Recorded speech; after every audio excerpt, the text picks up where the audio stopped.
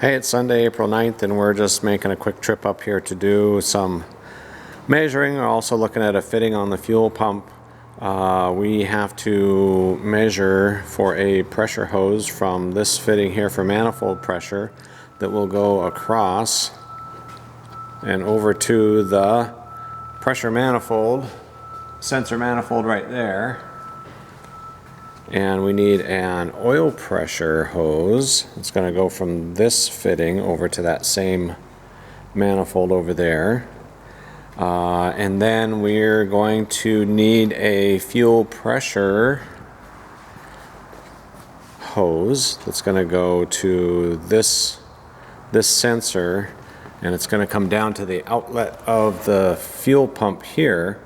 And this fitting will get changed out when we get the hose from, I think it's Flightline Specialties? I can't remember the exact name of them now, sorry. But that fitting will have a tee-off that will let us put the hose in from, it'll tee, and then it'll come up to this pressure sensor here.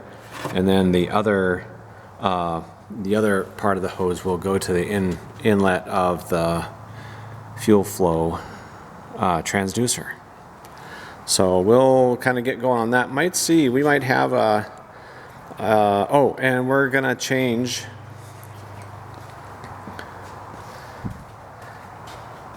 let's see if I can show you here. Oop, that's not gonna work. Right there. So that hose, the hose that comes from the gascolator, connects to the fuel pump inlet here. Problem is they have that clocked around towards the back, plus it's a 45-degree fitting, and I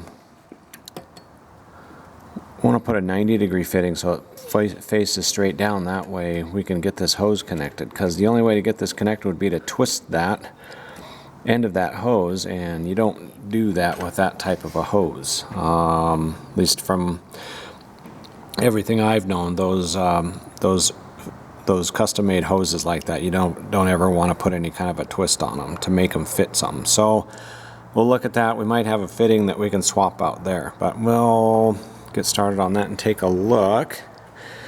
And if you haven't seen the video from Clear Direct, he had a very similar issue to what we had with our manifold pressure, the plug that's in this cylinder. And then I knocked the plug off there. It's just a little cap I put on there. He had the issue with the oil pressure port plug back here, where it's completely stripped it out. Was really glad to see he was able to get that resolved without any too drastic measures, but something to consider if you haven't gotten to this part of doing these plugs. Apparently Continental has some softer metal plugs in these on, I don't know what serial numbers of engines those ended up on, but I guess they've rectified that situation. From now on, they've got hard steel plugs in there, and they're easier to get out. But the ones that are in these engines, I ordered this, or not ordered it, when did we get this? November of 22. Watch out for those plugs. I'd recommend, instead of trying to use, their Allen wrench or Allen heads in there, just use a Torx. You're going to have to hammer a Torx.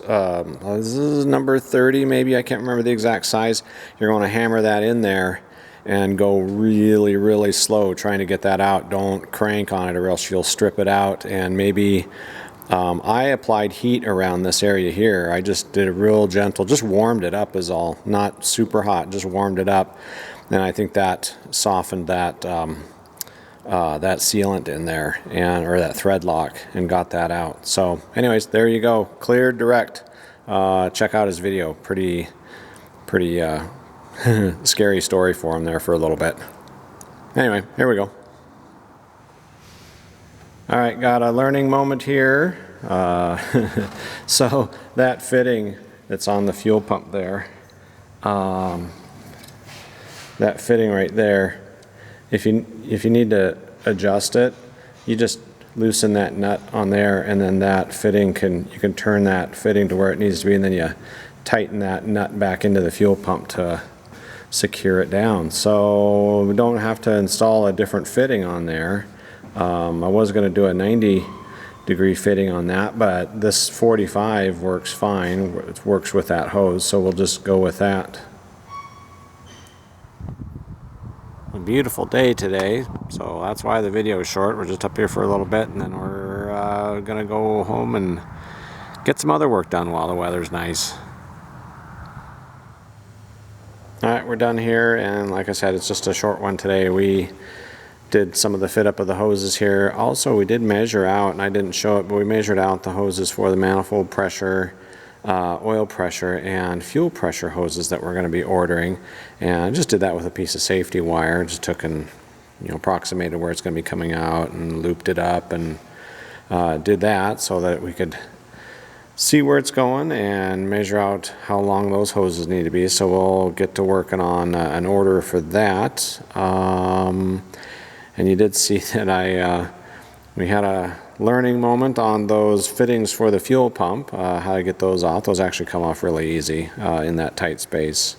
So that was a good thing to figure out, but didn't need to do a different kind of a fitting on there. And I guess that's probably the intent of that fitting, is you can rotate it around if you need to. But just have this fit up now. It's not installed yet, but we've just got this routed down here from the gascolator up to the inlet side of the fuel pump. So we did that. We did unhook the oil cooler hoses just to make things easier access back in there, which those have to come off anyway at some point when we before we start the engine for the first time. We got to pre-oil everything and put oil in the oil cooler before we put oil in the engine. So, or I guess that's part of that process. But anyway, anything else, boss? Happy Easter, everybody. Hope you're having a good day today. And thanks for watching the video. And that's it for now.